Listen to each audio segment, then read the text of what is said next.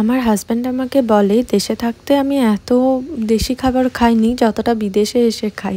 তো আজও বানাবো লেট্টা মাছের ঝুড়ো। তার জন্য আমি কড়াইয়ে অনেকটা সর্ষের তেল দিয়েছি আর কালো জিরে ফোড়ন দেব। তারপর একটু কুচানো পেঁয়াজ দিয়ে ভালো করে নেড়েচেড়ে ভেজে নেব।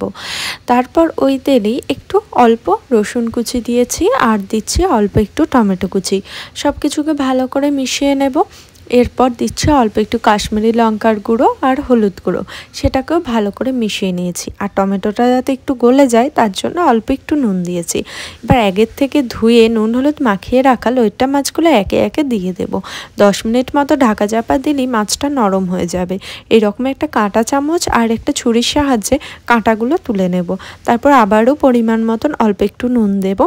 জলটা টেনে এলে এখানে বেশ কিছুটা বেশি পরিমাণেই আমি এখানে কাঁচা লঙ্কা আর সামান্য একটু নুন মিষ্টিটা চেক করে দিয়ে দেব।